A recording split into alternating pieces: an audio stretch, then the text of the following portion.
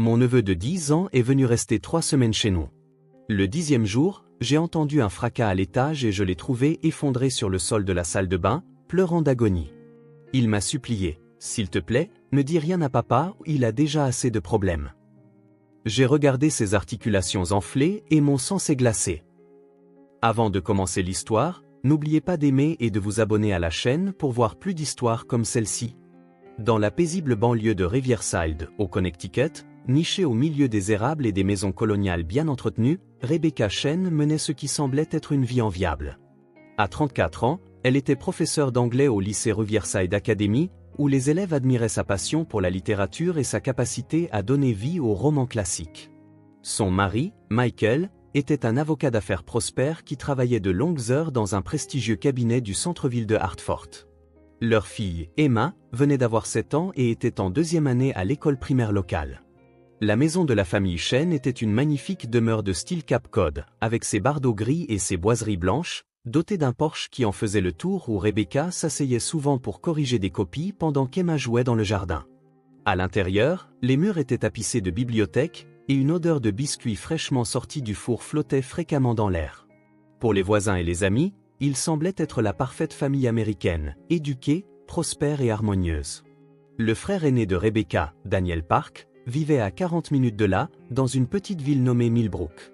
À 38 ans, Daniel travaillait comme chef de chantier et élevait seul son fils de 10 ans, Ethan, depuis que sa femme, Caroline, était décédée dans un accident de voiture 3 ans plus tôt. Cette perte avait dévasté le père et le fils, mais ils avaient lentement appris à naviguer ensemble dans la vie. Daniel était un père dévoué qui assistait à chaque match de football d'Ethan et l'aidait à faire ses devoirs tous les soirs, malgré l'épuisement dû à son travail physique. Ethan était un garçon calme et réfléchi, aux cheveux sombres et aux yeux bruns observateurs. Il aimait lire de la science-fiction et construire des structures élaborées avec des briques Lego. À l'école, il était sage mais quelque peu renfermé, et ses professeurs notaient souvent qu'il semblait perdu dans son propre monde. Depuis la mort de sa mère, Ethan était devenu encore plus réservé, bien que ses notes soient restées bonnes et qu'il n'ait jamais causé de problème. Rebecca adorait son neveu et entretenait des contacts réguliers avec son frère. Toutes les quelques semaines, Ethan passait le week-end chez les Chen, où Emma le traitait comme un grand frère. Les cousins jouaient à des jeux de société, regardaient des films et exploraient les bois derrière la maison. Rebecca chérissait ces visites, les considérant comme des occasions d'offrir à Ethan la chaleur maternelle qui lui manquait. Un jeudi après-midi de début novembre, Rebecca reçut un appel inattendu de Daniel. Sa voix semblait tendue et inquiète. « Becky, j'ai une énorme faveur à te demander », commença Daniel, en utilisant son surnom d'enfance. « Mon entreprise vient de décrocher un contrat majeur, un projet de construction d'un bâtiment commercial de 3 semaines à Boston. Le salaire est incroyable, presque le double de mon tarif habituel, et la prime de chef de chantier pourrait m'aider à enfin rembourser les frais médicaux de Caroline. » Rebecca sentit l'anxiété de son frère à travers le téléphone. Elle savait à quel point ses factures le hantaient. « Bien sûr, Daniel. De quoi as-tu besoin ?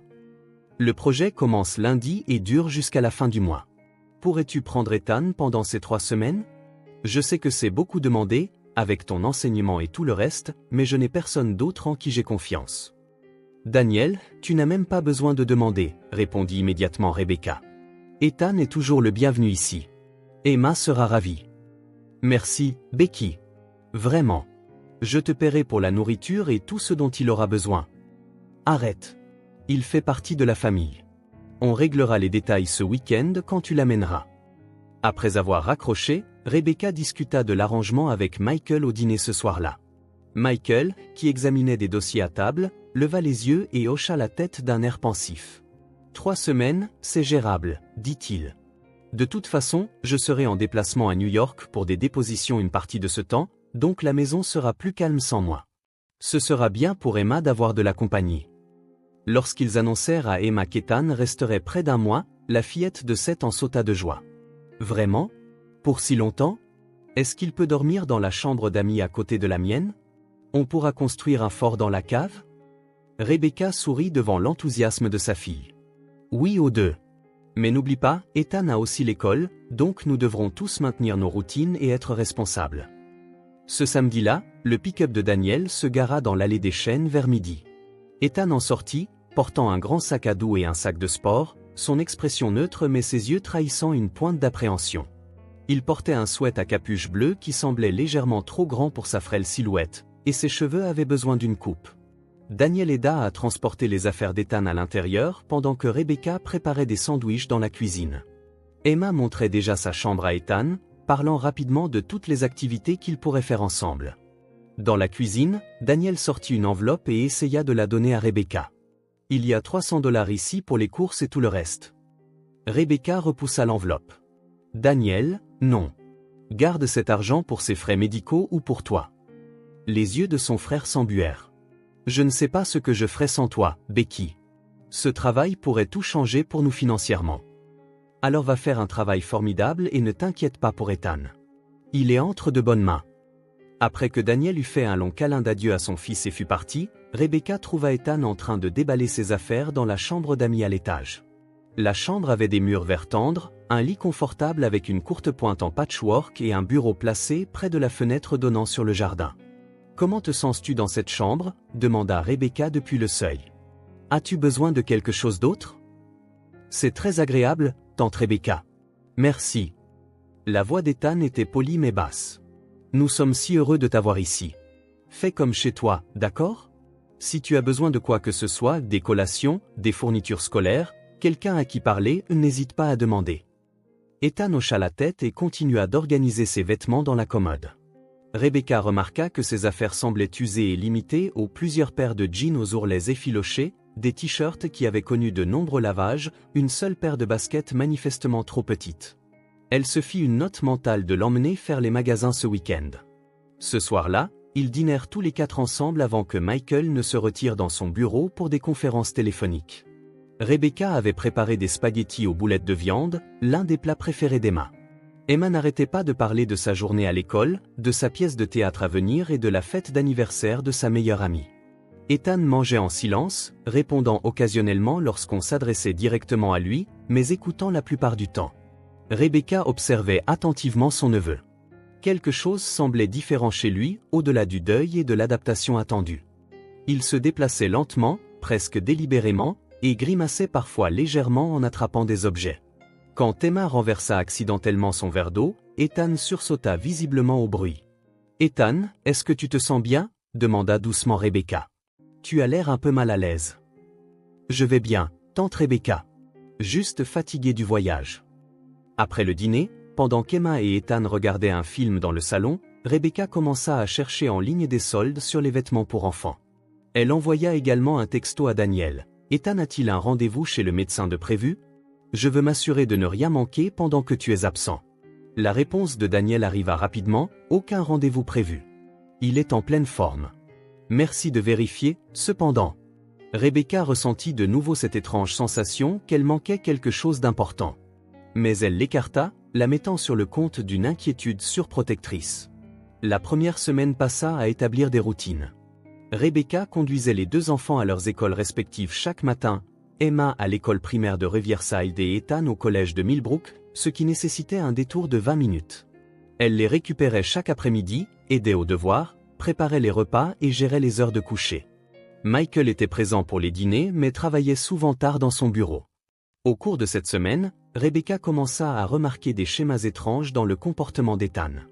Il mangeait très peu au repas, prétendant ne pas avoir faim, mais elle trouvait parfois des emballages de nourriture cachés dans la poubelle de sa chambre tard dans la nuit. Il prenait des douches extrêmement longues et une fois, elle l'entendit pleurer doucement derrière la porte de la salle de bain. Quand elle lui demanda si tout allait bien, il insista sur le fait que ça allait, que son père lui manquait simplement. Le plus préoccupant était l'état physique d'Ethan. Il se déplaçait avec raideur, surtout le matin, et elle le remarqua se frottant les articulations aux ses genoux, ses coudes, ses poignets, quand il pensait que personne ne regardait. Une fois, en attrapant un livre sur une étagère haute, il eut un hoquet de douleur et se saisit l'épaule. « Ethan, tu t'es blessé ?» avait immédiatement demandé Rebecca. « Non, juste, j'ai mal dormi. »« Ce n'est rien. » Rebecca essaya de discuter de ses préoccupations avec Michael, mais il était distrait par une affaire importante. « Les enfants de cet âge se plaignent toujours de quelque chose, » dit-il d'un ton désinvolte. « Probablement des douleurs de croissance. Si c'était grave, Daniel l'aurait mentionné. » Mais l'instinct d'enseignante de Rebecca lui disait le contraire. Elle travaillait avec des enfants depuis plus d'une décennie, et quelque chose dans le comportement d'Ethan n'allait manifestement pas. Ce n'était pas seulement du chagrin ou de l'adaptation, c'était une souffrance physique qu'il essayait de cacher. Le jeudi soir de la deuxième semaine, Rebecca lisait dans le salon quand elle entendit un fracas à l'étage suivi d'un cri de douleur. Elle monta les escaliers 4 à 4 et trouva Ethan sur le sol de la salle de bain, le visage tordu de douleur, se tenant le genou droit. « Ethan !» Rebecca s'agenouilla à côté de lui. « Qu'est-ce qui s'est passé ?»« Ma jambe a lâché. Ça arrive parfois. » Des larmes coulaient sur son visage, et il respirait par courtes et vives inspirations. Rebecca l'aida délicatement à s'asseoir. « Ça arrive souvent ? Est-ce que ça te fait mal tout le temps ?» Ethan pleurait trop fort pour répondre. À travers ses larmes, il réussit à dire « S'il te plaît, ne le dis pas à mon père.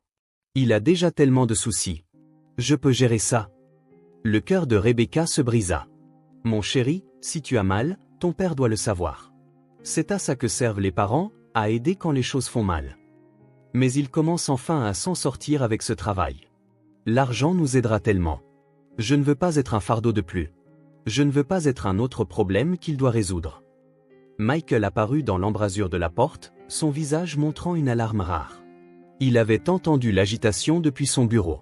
« Qu'est-ce qui se passe ? » ? « Ethan est blessé. Aide-moi à l'emmener dans la chambre d'amis. » Ensemble, ils transportèrent soigneusement Ethan jusqu'à son lit. Rebecca apporta des poches de glace et des analgésiques, mais son esprit tournait à plein régime. Ce n'était pas une simple blessure. C'était quelque chose de chronique, quelque chose qui se développait depuis un certain temps. Après qu'Ethan se fût enfin endormi d'épuisement, Rebecca s'assit à la table de la cuisine avec son ordinateur portable et commença à rechercher des symptômes pédiatriques. Douleurs articulaires, raideur, mobilité réduite, fatigue, difficulté à manger. Les résultats de la recherche pointaient constamment vers diverses possibilités, mais une condition apparaissait à plusieurs reprises, l'arthrite juvénile idiopathique. 3. Elle a parcouru des sites web médicaux, des forums de parents et des descriptions cliniques. Les symptômes correspondaient presque parfaitement, raideur matinale, gonflement des articulations, douleurs qui s'aggravaient avec l'activité, fatigue, perte d'appétit possible. L'AGI pouvait affecter les enfants de tout âge et passait souvent inaperçue parce que les enfants minimisaient leurs symptômes ou que les parents attribuaient la douleur à des plaintes infantiles normales. À minuit, Michael entra dans la cuisine. « Tu es encore debout ? » ? « Michael, je pense qu'Ethan a de l'arthrite juvénile. Regarde ses symptômes, ils correspondent à tout ce que j'ai observé. » Michael se pencha par-dessus son épaule, lisant l'écran.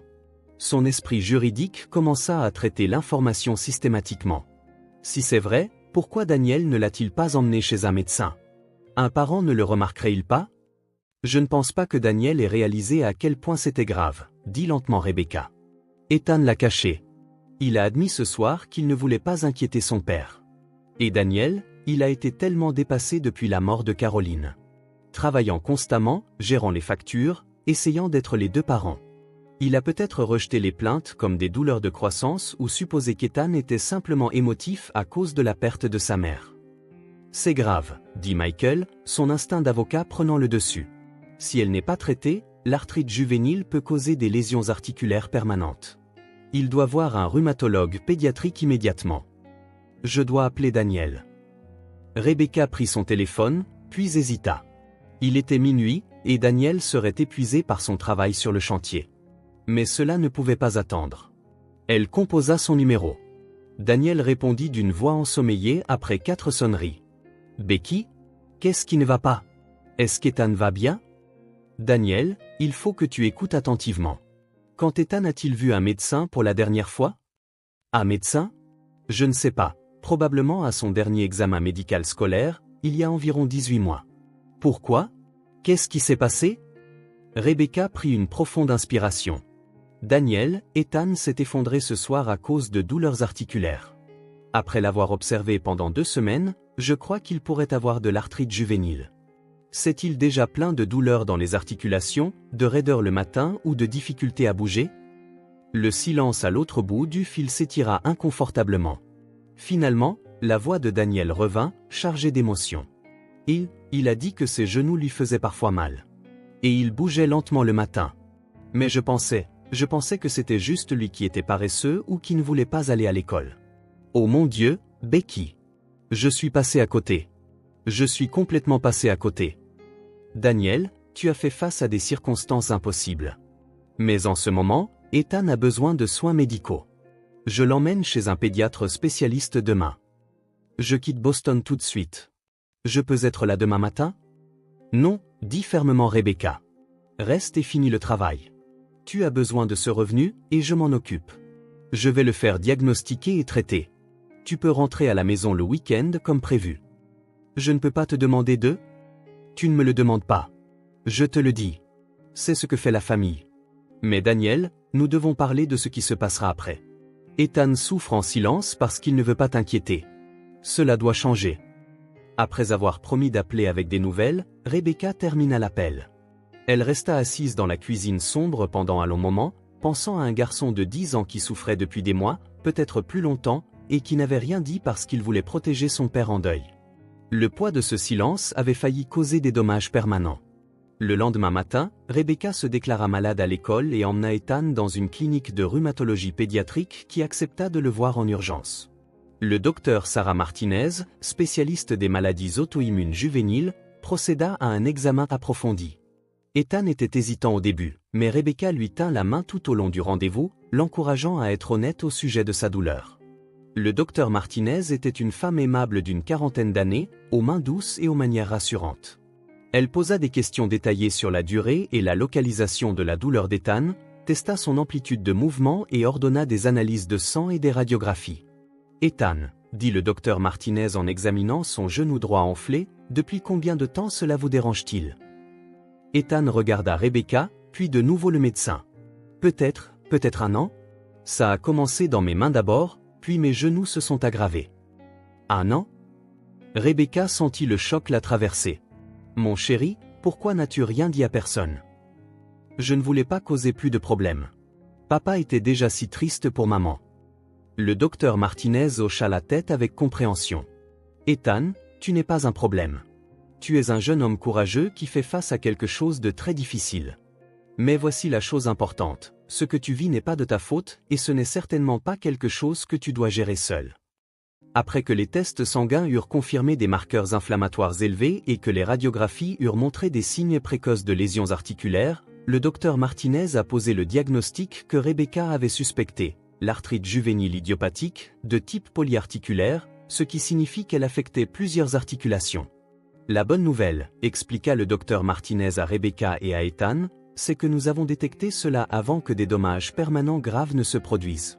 La mauvaise nouvelle, c'est qu'Ethan souffre de douleurs importantes depuis un certain temps. Nous allons commencer immédiatement un traitement anti-inflammatoire, et je vous réfère à notre physiothérapeute pédiatrique. Avec un traitement et une prise en charge appropriée, Ethan peut vivre une vie tout à fait normale. Pourrais-je rejouer au football? Demanda doucement Ethan. Absolument. En fait, un exercice doux est important pour garder vos articulations en bonne santé. Nous devrons simplement trouver le bon équilibre et nous assurer que vous gérez vos symptômes. Quand Rebecca appela Daniel ce soir-là avec le diagnostic, il s'effondra complètement. Je l'ai laissé tomber, Becky. Mon propre fils souffrait, et j'étais trop absorbé par mon propre chagrin et mon stress financier pour le remarquer. Daniel, arrête. Tu n'es pas un échec, tu es un père qui se noie et qui fait de son mieux pour garder la tête hors de l'eau. Ce qui compte maintenant, c'est d'aller de l'avant. Ethan a besoin que tu sois présent et conscient, pas enseveli sous la culpabilité. Comment puis-je arranger ça? Tu commences par finir ce travail pour avoir la stabilité financière nécessaire pour gérer ses soins médicaux. Ensuite, tu rentres à la maison et tu l'écoutes vraiment.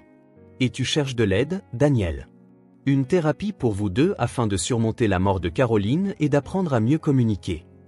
Au cours du week-end, Daniel est rentré chez lui et a eu une longue conversation en larmes avec son fils. Ethan a finalement exprimé tout ce qu'il avait gardé pour lui, sa douleur, sa peur d'être abandonné, ses tentatives d'être « facile » pour que son père ne soit pas stressé. Daniel, à son tour, s'est ouvert sur ses propres luttes et a promis qu'à partir de maintenant, ils affronteraient tout ensemble.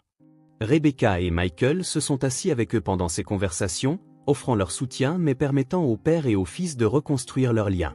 Emma, avec la sagesse intuitive d'un enfant, s'est simplement assise à côté d'Ethan et lui a tenu la main. La dernière semaine du travail de Daniel, Ethan est resté chez les Chen tout en commençant son traitement médicamenteux et sa physiothérapie. Chaque jour, Rebecca le conduisait à ses rendez-vous, l'aidait avec ses exercices et observait la raideur de ses mouvements s'atténuer progressivement. La transformation n'était pas seulement physique émotionnellement, Ethan a commencé à s'ouvrir davantage, à sourire davantage, et même à rire des blagues idiotes d'Emma. Le soir avant le retour définitif de Daniel, Rebecca trouva Ethan assis sur le porche arrière, regardant le coucher du soleil. « Je peux me joindre à vous » demanda-t-elle. « Bien sûr, tante Rebecca. » Ils restèrent assis dans un silence confortable un moment avant qu'Ethan ne prenne la parole. « J'ai appris quelque chose de mon professeur d'anglais l'année dernière. Elle a dit qu'en littérature, la pire sorte de tragédie est lorsque la chute du héros vient du fait qu'il garde le silence sur quelque chose d'important. » Rebecca regarda son neveu avec surprise. « C'est très perspicace. J'étais comme ça. Je créais ma propre tragédie en ne parlant pas. J'ai failli endommager mon corps de façon permanente parce que je pensais que protéger mon père de l'inquiétude était plus important que de me protéger moi-même.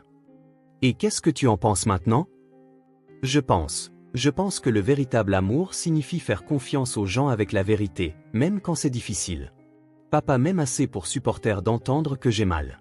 Et je l'aime assez pour lui donner la chance de m'aider. » Rebecca passa son bras autour des épaules d'Ethan. « C'est tout à fait exact. Et ce genre d'honnêteté, c'est ce qui fait une vraie famille. Non pas prétendre que tout est parfait, mais se faire suffisamment confiance pour partager les parties imparfaites. » 3 mois plus tard, les familles Park et Chen se sont réunies pour Thanksgiving chez Rebecca. 6, 7, 10, le traitement d'Ethan fonctionnait bien, sa physiothérapie progressait et il avait repris le football avec l'accord de son médecin. Plus important encore, Daniel avait commencé une thérapie et avait appris à reconnaître quand il devenait trop dépassé pour voir ce qui était juste devant lui. À table, entouré de plats de dinde et de tous les accompagnements traditionnels, Daniel se leva pour porter un toast. « Je veux remercier ma sœur, » dit-il, la voix chargée d'émotion, « d'avoir sauvé la vie de mon fils. Pas seulement physiquement, mais aussi émotionnellement. Elle m'a rappelé que demander de l'aide n'est pas une faiblesse, c'est de la sagesse. Elle m'a montré que la famille, ce n'est pas ne jamais avoir de problème. C'est les affronter ensemble. » Ethan se leva à son tour, surprenant tout le monde. « Je veux dire quelque chose aussi. J'ai appris qu'être fort ne signifie pas souffrir en silence. Être fort, c'est être assez courageux pour dire quand quelque chose fait mal. Et j'ai appris que j'ai une famille qui écoutera toujours. » Emma, ne voulant pas être en reste, leva son verre de jus. « J'ai appris qu'Ethan est vraiment nul à Mario Kart mais très bon pour être mon cousin. » 11, 12, 13, 14, 15. La table éclata de rire. Rebecca regarda les visages qu'elle aimait. Son frère qui avait appris à demander de l'aide, son neveu qui avait appris à dire sa vérité, sa fille qui avait appris ce que signifiait soutenir quelqu'un dans la difficulté, et son mari qui avait appris à prêter attention à ce qui comptait le plus. Dehors, la première neige de la saison commença à tomber, saupoudrant de blanc le paysage du Connecticut. À l'intérieur, la chaleur des liens et de l'amour honnête emplissait chaque recoin de la maison. Le poids du silence avait failli détruire l'avenir d'un jeune garçon. Mais le courage de parler et la volonté d'écouter avaient sauvé non seulement Ethan, mais avaient transformé toute la famille en quelque chose de plus fort et de plus authentique qu'auparavant. Dans les mois qui suivirent, la santé d'Ethan continua de s'améliorer avec un traitement approprié. Mais plus que cela, les relations au sein de la famille se sont approfondies. Daniel a réduit ses heures de travail et a fait d'Ethan sa priorité. Rebecca et Michael ont organisé des dîners de famille réguliers, créant un espace pour une conversation ouverte. Et Ethan, qui avait autrefois cru que ses besoins étaient des fardeaux, a appris que la vulnérabilité n'était pas une faiblesse mais le fondement d'une véritable connexion. La leçon qu'ils ont tous retenue était simple mais profonde. Les personnes qui vous aiment vraiment veulent savoir quand vous souffrez. Elles veulent avoir la chance d'aider, de soutenir, de se tenir à vos côtés dans la difficulté. Le silence ne protège personne. Mais la vérité, dite avec amour et reçue avec compassion, a le pouvoir de tout guérir.